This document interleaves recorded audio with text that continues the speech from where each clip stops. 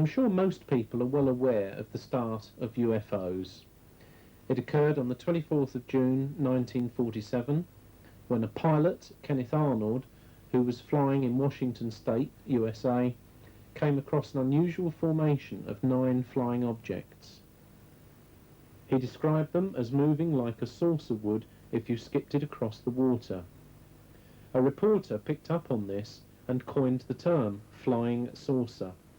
A name was born that the public was attracted to immediately. Public interest has never really abated, even 45 years later. Those 45 years have been the story of mankind's greatest mystery. The UFO story has been diverse and extraordinary. This picture was taken on the 16th of January 1958 at Trinidad Island in the South Atlantic. It was one of 4 taken in the presence of around 50 witnesses and released to the world by none other than the President of Brazil. There were stories of crash retrievals, claims that the United States and other governments had captured, accidentally, crashed flying saucers and even recovered alien bodies. There has been great controversy over the meanings of official documents released over the years. Timothy Good's book, Above Top Secret, is recognised as one of the best reviews of this aspect of the subject. There have been tragedies. On the 7th of January 1948, Captain Thomas Mantell chased a bright light, probably to beyond the safe altitude of his breathing equipment. Whatever the cause, Mantell's plane crashed, scattering wreckage over a mile. Ufology had its first martyr. 30 years later, tragedy had not ceased. On the 21st of October 1978, Frederick Valentich was in radio contact with the ground while flying across the Bass Strait in Australia. He was reporting a large green light which was manoeuvring around his plane. In the middle of transmission, contact was lost. Valentich was never seen again. Buford's long-time associate in Australia, Paul Norman, of the Victorian UFO Research Society, has spent much of the decade and a half since examining this particular case. There were the claims of the contactees. George Adamski was the first to tell the world that he met with, even flew with, aliens in their flying saucers. That was in 1952, and the controversy rages even today. There were the abductions, of which we shall hear much in this video presentation. Some were exotic, to say the least. And there have been other extraordinary encounters. In August 1955, these hobgoblin-like creatures were reported by no less than 11 witnesses. In January 1970, a little green man, actually there aren't many of them, but this was one, a little green man was reported by 2 witnesses who suffered considerable medical complications from their encounter. In November 1979, this attack took place in Scotland.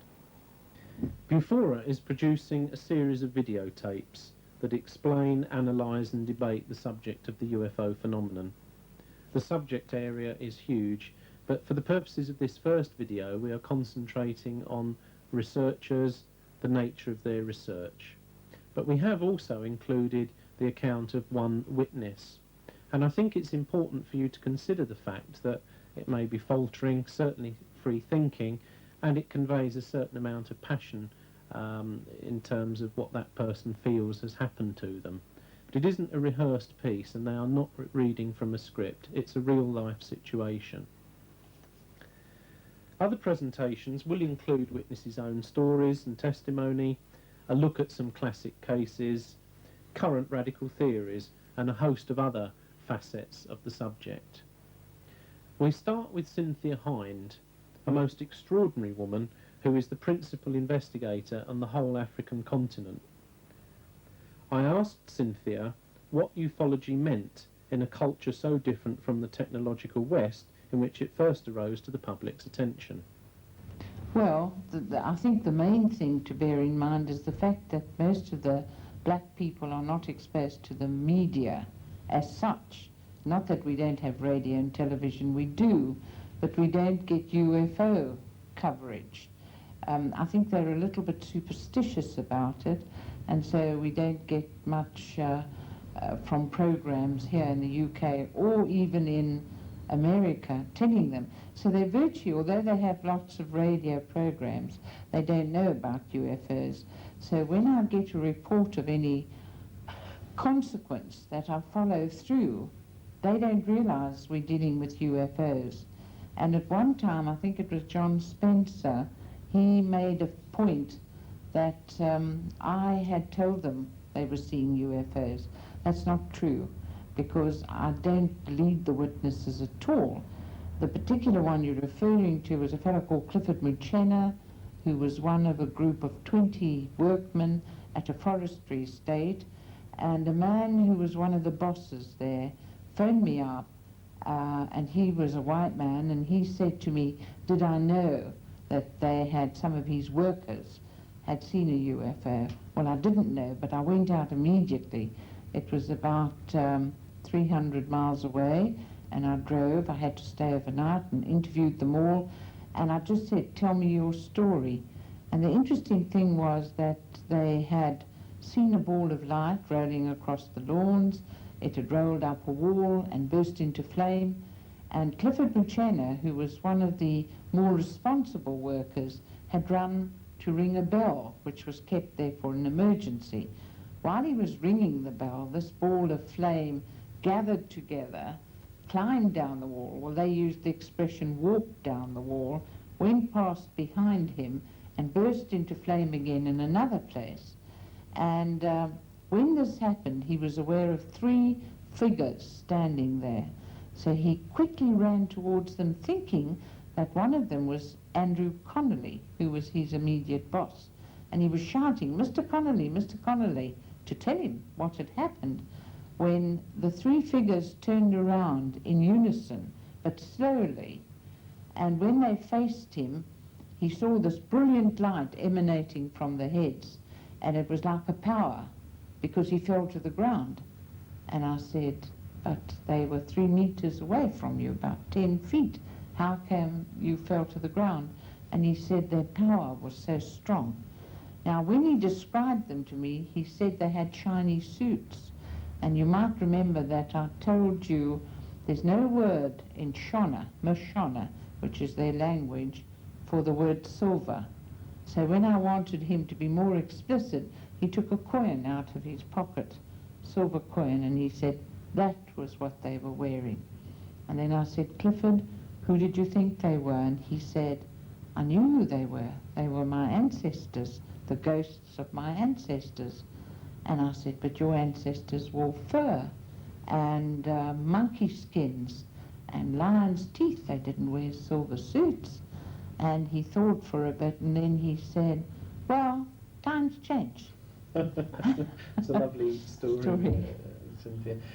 The remarks you made earlier clearly imply that contamination, for want of a better term, could well play a serious part in the nature of the stories that we get in the West. I mean, clearly science fiction has, I think, played a big influencing part. I think you've got a big advantage that there doesn't seem to be that kind of influence. No. Why, though, do you think the natives that you've dealt with think of the kind of events that we regard as UFOs as visits from their ancestors? Well, that's what they relate to. That's part of their culture.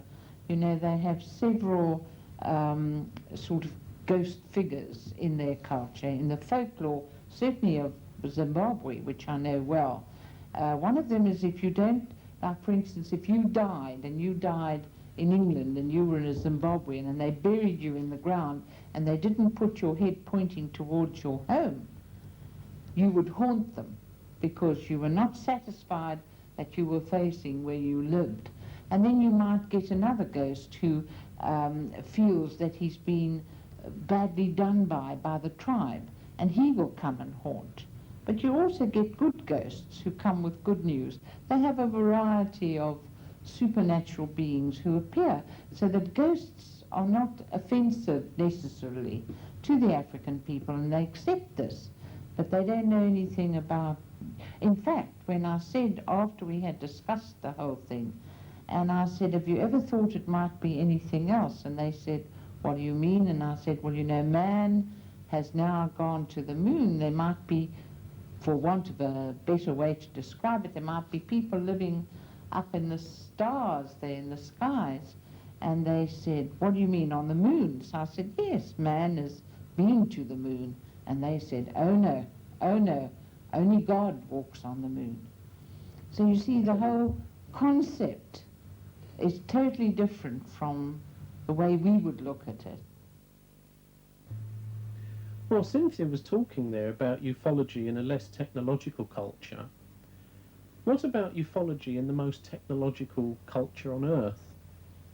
I spoke to Bud Hopkins about the nature of his researches into abductions over the last decade or so. You've written 2 books, Bud. Could we just touch on the subject of intruders and missing time and how you came to write Well, those? I began to look into these cases, and I began to find these parallels from case to case to case, and many of these cases had what I called missing time segments, where a whole family in an automobile, the car would stop, and the people would see the UFO landing over to the left, and the next thing it would be taking off from the right. Nobody could remember how it got from there to there, and there would be an hour and a half missing. But they didn't remember anything about abductions. We began looking into these cases. I had the friendship of a number of psychiatrists, psychologists, and so on who were doing hypnosis for us and helping us with these missing sections. And I began to realize that this was an extraordinarily widespread, potentially extraordinarily widespread phenomenon. And so this is in the later 70s, and up until that time, we had a handful of abduction cases. We had one in 1966, one in 1973, and by 1975 we had about 3 or 4 more, at least in terms of the public awareness of this. Well, by 76, I myself had quite a handful of these cases, and I began to discover certain features that had never been mentioned before, such as the fact that there were physical scars that conformed to certain patterns that seemed to be the product of these experiences, that also these experiences began in childhood and seemed to be repeated. And I began to find enough significant patterns that no one had ever remarked upon that I thought, this has to be made public. A book is required. So I, who had never written a book, only painted paintings, made sculptures, sat down and wrote a book, because I had to document the patterns that I had discovered to be of use of for other investigators. And of course I realized it will either be replicated by other investigators or it won't. And that was Intruders. That was Missing Time. Sorry. And then as I began to discover more, as I looked into more and more cases, I discovered this genetic focus of the abduction phenomenon, which we'd essentially known from the beginning, but no one, including myself, and maybe especially myself, kind of looked away from, because it's very unpleasant. The idea that sperm and ova sample taking is very central, that there are these very peculiar anomalies having to do with missing pregnancies, and it's a long, complex story. But I had resolved and had sworn to my wife I'd never write anything more about UFOs in a book until there was something important that I had to say that I had discovered. And so this part of the phenomenon I had to make clear in the second book. So Intruders proceeded from that. Okay. What are some of the clues and indications that indicate to you that a person has had an abduction-type experience?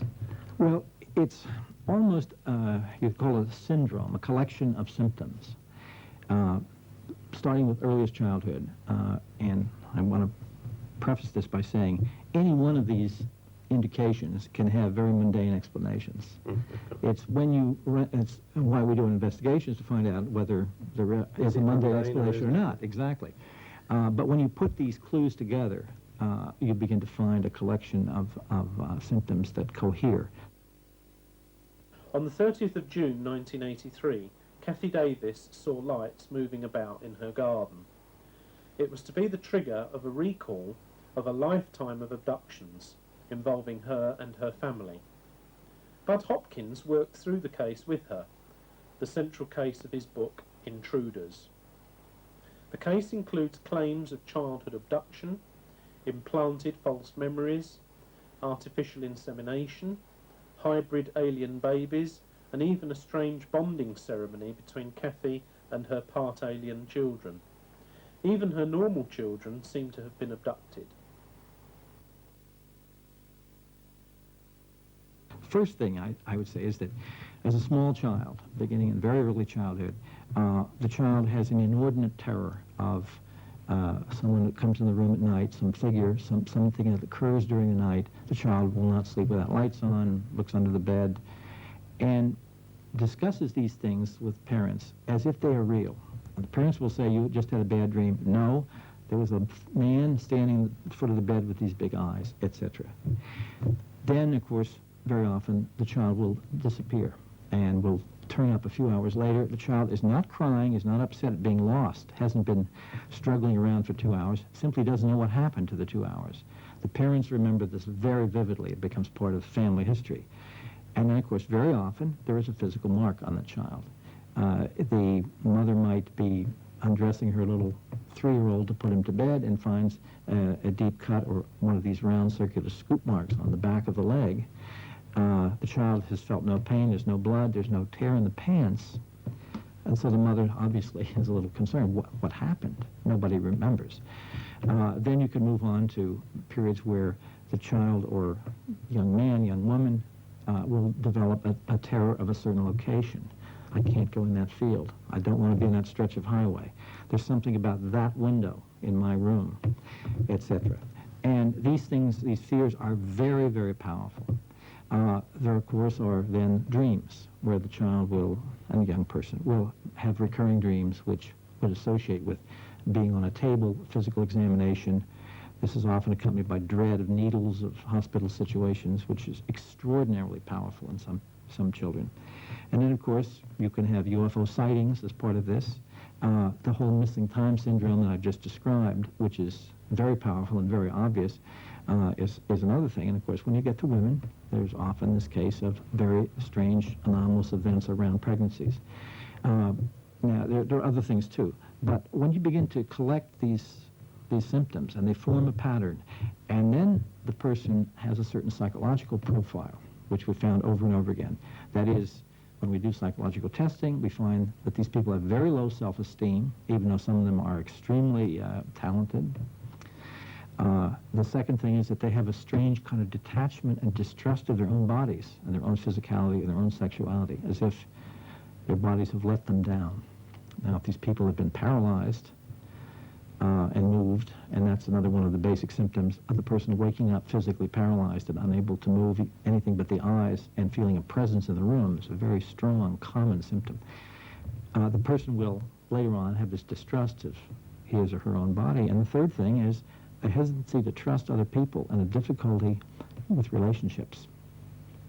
The 3 basic symptoms, which we get over and over again, and we've gotten these symptoms when we've done psychological testing, administered by psychologists who did not know these people reporting UFO experiences. But these psychologists will tell us that these are the sorts of deficits that one gets with rape victims and with victims of violent crimes. We have heard the views of 2 very active researchers, and like many, they work in association with larger organisations, but basically they work alone in the field, using their own money, equipment and skills. Research is mostly done by such individuals, but organisations can provide useful backup and coordination of work, as well as acting as repositories for data. Now, I asked Steve Gamble, the chairman of Bufora, what he felt was Bufora's most important contribution to research in the subject. Bufora itself holds no corporate view as to what UFOs are. There are many theories, and we have many members interested in researching different theories. One of the things that we do in Bufora is encourage different members to research into the particular theory that they are interested in, and we try to provide support for that. One of the other things that we do within Bufora is we try to provide technical backup for people's research projects and investigation. It's my personal opinion that one of the problems that we have within ufology as a whole is that they don't have a proper research infrastructure. By this I mean that if I was, for example, employed on a proper scientific project, the first thing I would do is that I would go to the library and I would get a literature search done, find out what other articles or research papers there were in the particular field that I wanted to investigate, find out what other people have done. How they actually do this in modern library systems is through automated database searching. And this is one of the areas where Bufora has been particularly active. Another similar but not really related area is that we've been building a database of UFO reports. And when I say reports, I mean reports which have been investigated by a field investigator. So we have proper detailed information. We are producing computerized catalogues which not only contain things like dates and times, also locations, assessments of the quality of witnesses, assessments of the type of characteristics of the phenomenon. So if someone came to me and said, look, I'm interested in, shall we say, red objects seen over the county of Essex, and let's throw another spanner in the works, the year 1977. I want to know about red objects over Essex in 1977. In the past, the only way you could find what material Bufora had was to spend 2, 3, I don't know, even longer days searching through our filing cabinet of reports, reading each report, seeing if it was 1977, if it was Essex, if it was a red object.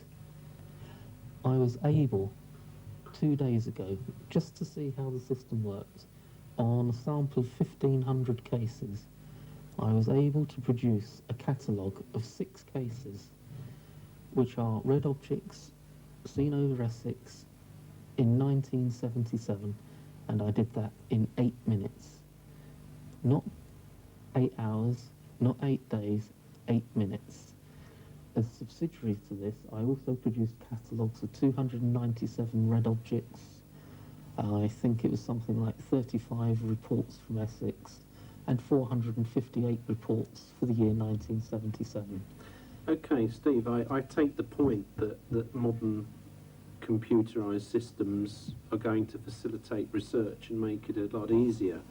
But I think a matter of concern is that the standard of UFO reports and the standard of UFO literature has been severely criticised. And I won't name the source, but I've heard a scientist say there is no literature, there is nothing of any meaningful significance. So what's your response to this criticism of the quality of both case material and actual UFO literature?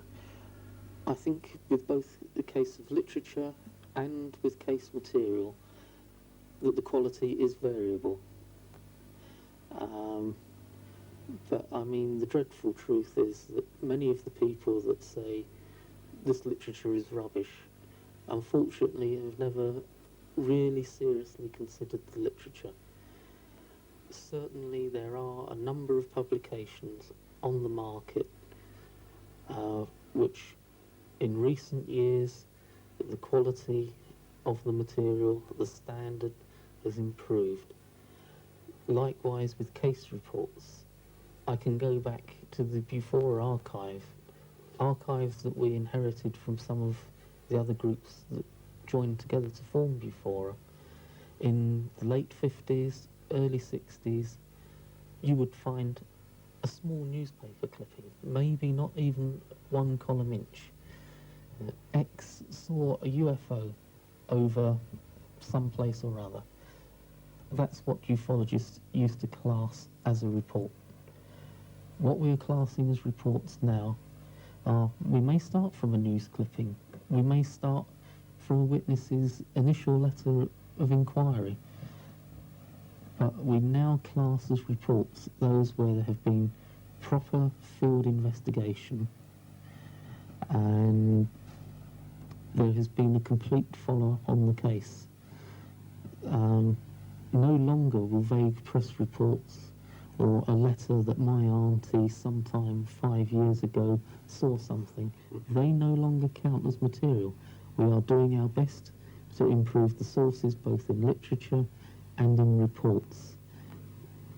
I think I should add that before, as investigators work to a strict code of practice, they have, each is issued before they are even considered as a provisional investigator, with a document which informs them how to go about investigation, the basic steps they must undertake, and their lines of communication. Before has published and has reprinted a couple of times a detailed manual on investigations. We are doing our utmost to improve the quality of our field investigators, because the old thing, garbage in, garbage out. If you have a poor investigation, then you have a poor case report. And as I say, people that say there is no literature, all reports of rubbish, it is my belief that these people have not really considered the evidence. Researchers and organisations. But what about the witnesses, who are, after all, what this subject is really all about? Catherine Howard was with two others, Harry and Malka, in a field in southern Sweden in 1969, when an extraordinary UFO encounter occurred. John Spencer, who has investigated the case, believes it may be the bridge between abduction and contactee cases, and even other areas of the paranormal. This is not a scripted presentation. Catherine is very articulate, but yet listen to the underlying passions that many close encounter witnesses have to deal with. I was in southern Sweden with two other people, and we were walking in the countryside, in the meadows, very much like England, beautiful day like this exactly. And we had planned to take a picnic. This was more than 22 years ago. And we sat down, we found a beautiful spot, and we sat down, and we started to talk. We were very young, and talking about the world and situations like Biafra and the hunger and starving children. And we talked about Vietnam, and I was very upset because as an American, I was ashamed that my country was causing such devastation. This was about 1969, wasn't it? 1969 in April, first week of April. I don't know the exact date, I didn't write it down. And I started to cry because of the situation and what we had seen on the television the night before. And at that very moment that I started to cry, for some reason, Harry did not have the experience, but Malka and I looked up. Something made us look up. I don't know what. And there was this object very close above us that had three things coming down out of it. It was metallic, no windows, no bodies, and soundless, just there. And it didn't even seem to hover, it seemed to just be completely still. But it was only 2 seconds. And then these things went back up inside of it. It was oval-shaped, and it just shot straight out away from the earth. And I, looking straight up, kept trying to see it, and I said to Malka, "Did you see that?" And he said, "Yes." And we were so shocked because we'd never had anything like this before, and I'd never had any interest in anything of this nature either. And I said that couldn't have been an airplane, because an airplane has to go around the earth, and this thing went straight away from the earth. And then we turned our heads and we looked and noticed that the word sky did not exist. There was no color blue anymore. It was just in infinite space, colorless infinite space. Everything seemed to be enlarged. Everything. The human mind, the earth, the space, the consciousness. And then we saw the moon in its natural size, three-dimensional, right in front of us in the space. And it was it's just impossible to describe, except that a few months later they landed on the moon and they came with all the photographs of the moon, and that was the only way I was able to describe what I saw. I never could have done it without... That was in July of that year, the moon landing, wasn't Yes. it? July, I think, 1969. June or July, yes. Yeah. And we saw the craters and the depth of the craters and the size. We saw the color of the moon, which I found not to be gray, but to be like, more like sand, a darker shade of sand. And it seemed to be revolving in space. And then I felt this urge to stand up, which I did. And that was the most spectacular feeling, to stand up and walk on the earth and really feel myself walking on the earth. You know, to feel this, I felt that I was upside down. I felt that I was in every direction. And I seemed to experience gravity in a way I can't describe either. But it was just, I knew what gravity was, and I felt it holding me, that was the only thing that kept my feet on the earth.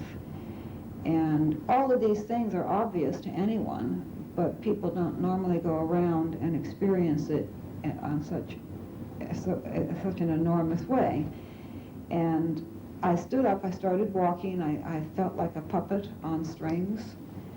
And then there was a sound that came that permeated the whole space, and it was very similar to if you took a stethoscope and you put it into a recording studio and you magnified it 10,000 times. It sounded like that, like a heartbeat, you know.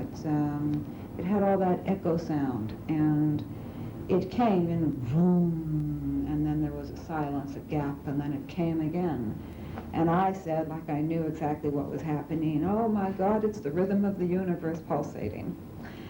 And then I went back and I sat down and put my arms around my knees like this and was looking out, and then I noticed that the earth seemed to get very large.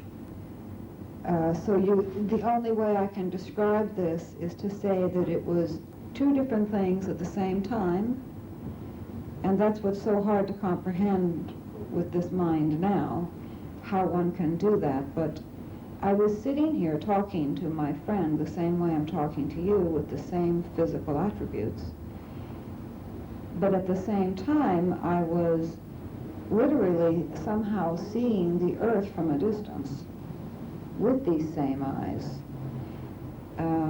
It was like being an ant on a bowling ball, but at the same time being a giant on the top of a pinhead. Okay. What is it that you think happened to you? I feel that what happened to me was that it was an object that came into my space and brought me into their space. An extraordinary story, but we must never forget the sightings of distant UFOs. For that, let us move across Scandinavia, from Sweden to Norway, from a story of things experienced to one of things seen, from people as witnesses to instruments. In the 1980s, Hessdalen was one of the few long-term study opportunities. We started up this thing in 1983, trying to scientifically do a research. Hessdalen is a valley situated in the middle of Norway, and in the late 1981, people living there, about 250 people living in that valley, they started to have sightings of yellowish lights passing through the valley. And we had different types of equipment up there. Just to give you some names. We used a seismograph for testing if there were movements in the Earth's crust. We had the spectrum analyzer up there to measure radio waves, IR viewer for heat rays, magnetograph for magnetic field, and of course a radar to see if this phenomenon were visible on the screen, and it turned out to be. We have several cases, which I have also one with me on a video, showing this phenomenon on the radar screen.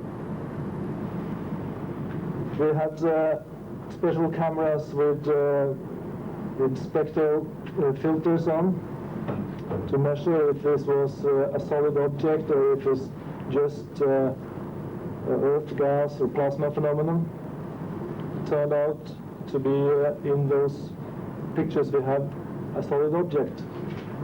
Well, Mr. Heineck, you are now just about to leave Hästdalen and this exciting site of the exciting phenomenon. What is your impression? Well, I'm impressed by two things. One is the dedication of the people here that are doing this tremendously fine work, and I'm impressed with Hästdalen itself, because Hästdalen is really a UFO laboratory. It's a place where things are happening and where things can be studied. And I will look forward very much to hearing everything that happens here, and I want you to keep in close touch with me in the States. How would you put Hästdalen on an international scale relating to what's happening elsewhere in the world? Yes, I was saying that Hästdalen is a laboratory, and of course the laboratory needs equipment and things of that sort. And so I would say, without fear of exaggeration, that Hästdalen has had the best equipment and the best period of operation, of observation of the UFO phenomenon any place in the world. Because while there have been other sightings in other parts of the world, there has not been this amount of equipment brought to bear on that. And that is the important thing, having the magnetometers, the radars, the various cameras, and then staying here for a length of time to do all that. No, there's nothing that compares to Hästdalen, but this is by far the best, and that's why I came here. Is this the chance for ufology, or one of the bigger chances for This is a big chance, very big chance. This could be whether it is something paranormal or from out of space, or whether it is a natural phenomenon, whatever it turns out to be, it's terribly important. We were also helped a good deal by the Norwegian Defense Research Establishment. We had equipment from them, tents. They helped us in many ways. And we also approved this report, which we get out from the 1984 project. It also contains a good deal of pictures. That's what we asked for. So you have them here, some in colors and some in black and white. We had readings on most of the equipment, but not in all. A Geiger counter, we did not have readings at all. In 1986, the phenomenon died out in Hästdalen, but well, we had a handful, I think, since then. Hästdalen provided a place where many instruments could be used in UFO study, but the most common instrument is still, as always, the camera. A case in recent years that has been one of the most photographed ever. It involves still photographs, stereo images, 3D images, even video photography. The Gulf Breeze case has been variously described as proof positive and outright fraud.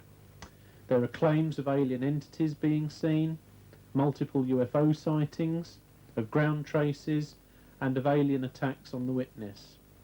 It has been a case that has set the UFO world on fire, and has regrettably set many old friends at each other's throats, as UFO researchers lined up in their respective corners with their respective views.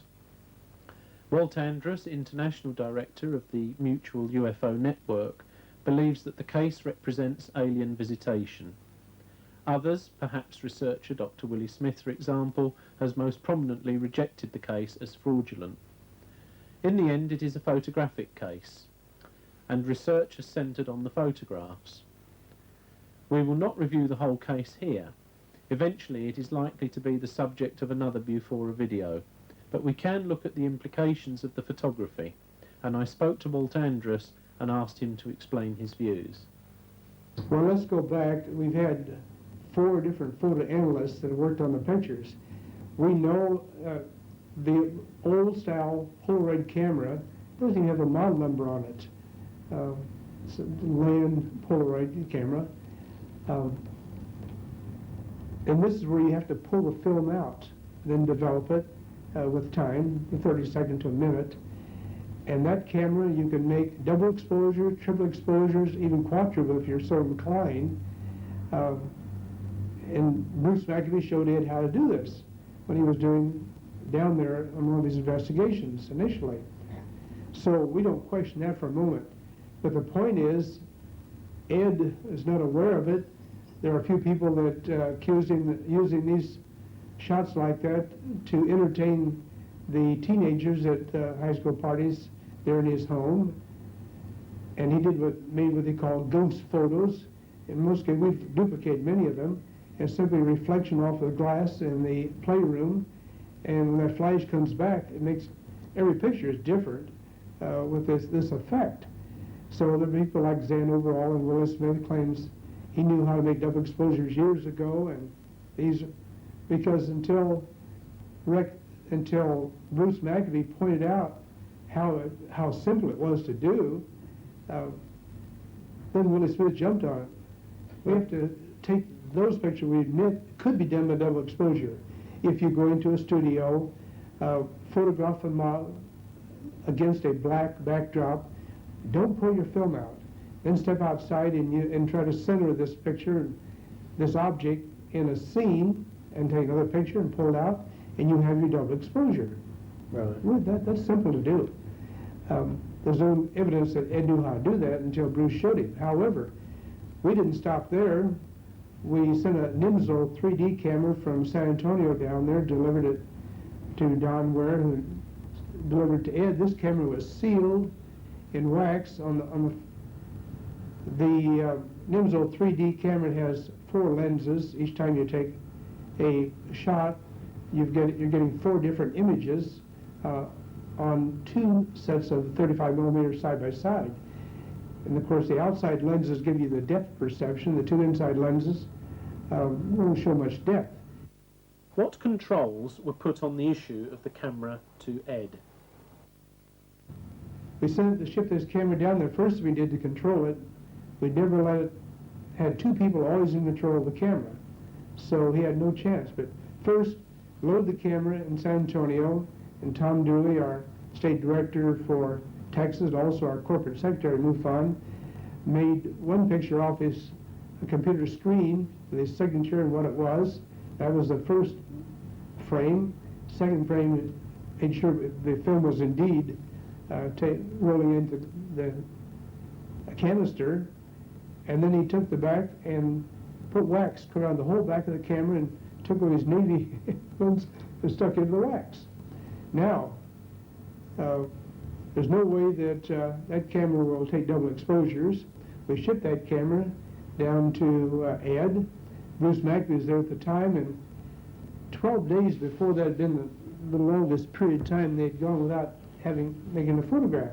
16 days passed, and Ed had felt the pressure that, hey, wait a minute, these people are going to be sure now that I'm hoaxing these pictures because I've got the sealed camera. So he and Francis started going out to Shoreline Park. In other words, the first time they actively were seeking something before they were trying to get out of their lives because it disrupted the whole family for 6 months. They didn't know if they get a night's sleep or not. When something like that happens during the night, you can't even go back to sleep. And it became miserable. It was even affecting his work, taking time away from, he's a very successful building contractor, building homes in the area. So they went out to, heard Don Ware give a talk in Gulf Breeze on UFOs, and they said, well, let's go out tonight. And nothing happened. Went out the following night, and the third night, on Friday night, yes, they were in Shoreline Park, just sitting at a picnic bench, and when they saw an object coming in from the Gulf of Mexico, flying right toward Pensacola, with many, many lights. It's hard to say whether it's 50 or 100 small lights, and then some couple of real large ones on the side. And Ed figured, when we told him to shoot, he ran out of film. So as this object moved in off the Gulf, he just started following it and just kept shooting until he used up all, there were 10 exposures left, because you're getting 4 using 2 each time you shoot. That was the end, but it got that many shots. Analyzing that picture, well, first Frances said it was real close. She had her contact lenses on, and she said at a distance things are blurred. Ed was looking through the little viewfinder in the small camera, and he looks like a big mother, jokingly. It had so many lights on it. Actually, when Bruce McAfee did the analysis, the 3D analysis, it was about 2.8 feet long, or just about a yard long. That's how big it was, and which is entirely different than the object he'd been photographing before, which looked like a big bowl with numerous lights, different arrangements on it. So when that happened, 83 feet away, it proved it wasn't a little Japanese lantern behind the pool, because it was that distance and we knew the size. So Bruce McAfee instructed Ed how to build a stereo camera so he can separate those lenses at greater distance and be more specific in computing the distance and the size of the object, build in a calibrating rod 48.5 inches from both cameras. He said, you've got, Ed went out and bought, as soon as Bruce showed him how you could take a double exposure, he went out and bought a new Polaroid 600 LMS camera, and so he wouldn't be accused of making double exposures. He bought the camera on March 6th, and we have the sales receipt, because we have to document everything in a case of this nature. That's just the way MUFON works. On March the 7th, he got a shot of it right in his backyard, over the schoolyard behind his home, of one of these craft similar to what he'd seen before, with a big orange ring, light on the bottom side, light up on the top. So, hey, this is good. We had put the Polaroid engineers to work on it. How can you take a double exposure with the new 600 LMS Polaroid? Because the film comes in a little metal pack, and you would have to cut the foil out and go in there. And it took the engineers 2.5 months to figure out a way of dismantling the camera, make it inoperative, unload it, make your picture, and repackage it and put it back in the camera.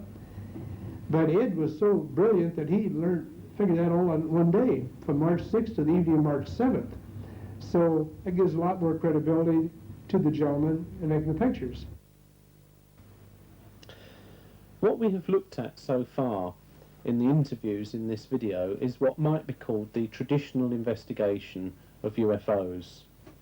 The Vice Chairman of the British UFO Research Association is John Spencer, and he differs with this traditional view.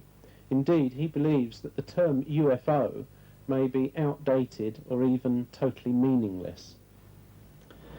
What I've said is that I think that we've put artificial boundaries around this term UFO, and we've included certain things in it, and we've said certain things don't apply to it. Now, the things that we've included inside this term UFO include, for example, the distant encounters, the night lights and the daylight discs, and also the close encounters, where we're dealing with people meeting aliens and perceiving interaction with aliens.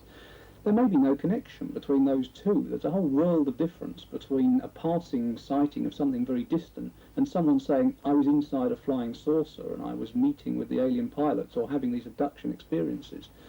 And there may be very little way that we can investigate the two in the same way. The investigation methods are different, the witness reaction is different, the passions involved are different, possibly the underlying meaning is very different as well.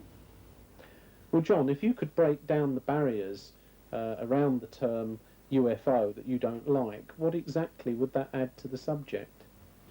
It would mean that we were concentrating on the difference between what people were seeing and what people were experiencing, and that means, I think, that we'd begin to be able to leave the ETH behind, this extraterrestrial hypothesis, and leave us more free to look at other possibilities.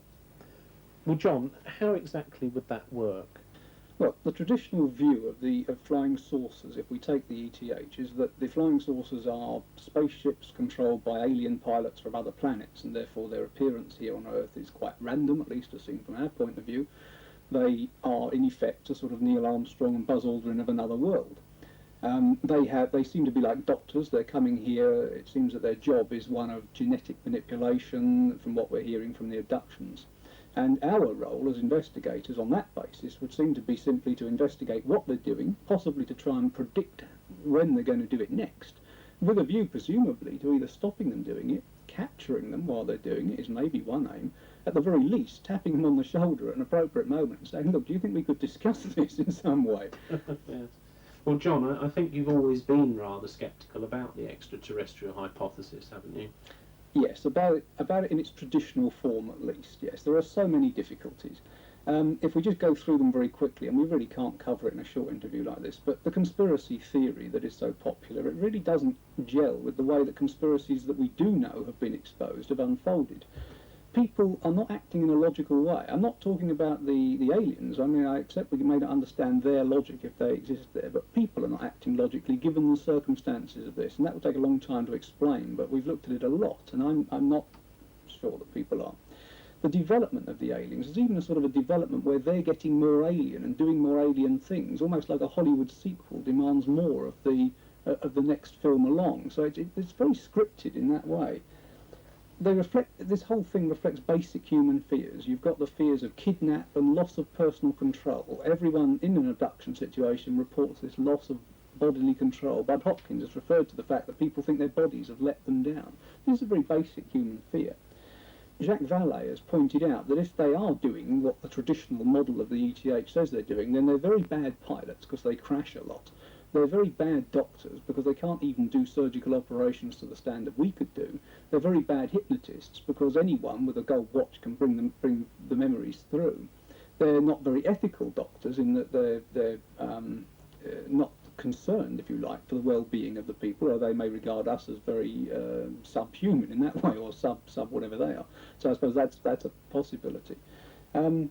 Then you've got crash retrieval, shows an inconsistent technology, a technology which can move a human being physically through a wall, which is something which is reported, seems very vulnerable to being struck by lightning and bouncing all over the New Mexico desert. Now again, maybe that's the case, but if it is the case, we need to be able to understand why it's so inconsistent. And this kind of very down-to-earth, practical model of the ETH simply doesn't answer all those questions. I think the ETH is a human construct. It's constructed to answer the questions we've got, rather than looking at the real details that are there. If we look at animals in the world around us, I know that we personify their actions, particularly pets, for example. But actually, we can't really communicate with animals. We certainly have no way of communicating with spiders and butterflies and ants and moths and such.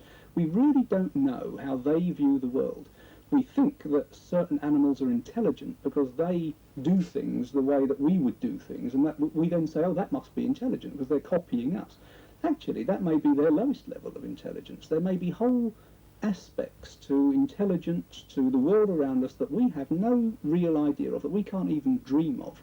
And that may mean that, in fact, we are not the most intelligent, that you know, the world itself may contain aspects which are more intelligent than us. Now, on that basis, if we can't understand the animals that have grown up in the world around us, can we really believe that we can understand a totally alien culture with totally alien objectives coming to this planet? I don't believe we can. In the book Perspectives, I said we needed a new model to view the subject with, and I think we still need that new model. Now, John, you talk about things that we can't even dream of. Now, is that through lack of imagination, or are we talking about things that we can't dream of because they're from the perspective of some sort of alien logic, for want of a better term? Well, firstly, we may be talking about something which is truly alien to the Earth, or maybe just alien to humanity, things that we've lost touch with around the Earth. And in the sense that it may be alien to the Earth, of course, I'm accepting a possibility of something extraterrestrial, but not this kind of traditional model. But let me come back and look at what I say we can't even dream of. Let me explain how things, or let me offer how things are perceived by people. If you see a car, for example, what your mind does, it has a model in the mind already of something that you've learnt is a car. You see this thing and you make comparisons. You go into the sort of card index in your head and you say, oh yes, that was one of those, therefore that is a car. But what happens if you don't have a model in the brain when something happens to you? I believe these experiences, particularly the close encounters, are very genuine. People genuinely are experiencing something. But when they start searching in the card index in their head for something to compare it to in order to say it was that, there's nothing there. It's interesting, Cynthia, I think, speaks about Clifford. Now, he comes from a different culture. He doesn't have Star Trek on TV every night where he lives. And he sees the same things, he's having the same experiences, but what he came up with was the spirits of his ancestors. So that was his model that was in his mind. Now, there is a problem with this. If you haven't got something in the head already, in your card index already, you find the thing that it was like, and then you begin to construct the facts to fit the model. You begin to adapt what you think you saw. And the problem then is that you've got this very genuine experience, which is genuinely happening, but you've become slightly unreliable as a witness, because what you're doing is you're adapting the facts to fit what you've got in your head. So, John, you're taking the view that UFO encounters are real, but more from a paranormal perspective than the so-called traditional model of UFOs supposes. Exactly that, in fact, yes. I mean, I've probably done more research than most UFO researchers into areas around the paranormal which may be interactive with UFOs. What other areas of the paranormal do you feel that the subject of UFOs includes? I can't think of any that it may not or should not encompass as a possibility, and as I said to you, many of them may in fact be turn out to be quite inappropriate, but until we actually try it, we won't really know. You've interviewed Catherine Howard, I think, already, and yes. Catherine's a case that I've dealt with for many years. Now, her case involves whole areas of the paranormal. I've mentioned reincarnation, revelation, clairvoyance, ESP. Even while working with me, she has there are many, many coincidences between us, which actually stretch back to before the time we ever even met. And I mean, coincidence is now becoming recognised as a paranormal area in its own right for study, and I think rightly so as well. Electromagnetic effects. I mean, I've had tape failures when I'm trying to interview Catherine in quite bizarre circumstances. I mean, as does happen in this subject, doing ghost research and such, it happens there too. I've had telephone systems, whole telephone systems collapsing at very inappropriate moments, which is actually very strange, very difficult to explain all of that here. But all of these things seem to be part of her case. They may not be part of their case, they may be quite random, they may be quite inappropriate, but any research which looks at the case and starts by saying this is not right, this is right, or this is appropriate, this isn't appropriate, is beginning to channel that case down a certain road. And what I want to do is be much more open about the possibilities and give the witnesses a chance, in a way, to prove the case on their own grounds without saying, well, I'm not going to listen to that bit, or I'm prepared to listen to that bit. Let's try listening to all of those bits, and that means, in most cases, we must be more open to what is generally known as the paranormal. Well, as we have seen, this is a far from simple subject. It has much controversy and much variety, and we should never forget that it is a global subject. Our last interviewee, John Spencer, is the author of this book, UFOs, the Definitive Casebook, which is a world review of UFOs continent by continent, with essays from prominent experts on each continent. It is a book which, more than most, shows the global similarities and variations of this intriguing subject. Many of the illustrations used in this video were taken from the book. Just leafing through the book shows the enormous scope of the subject, facets of the UFO phenomenon that we will be covering in later Bufora videos.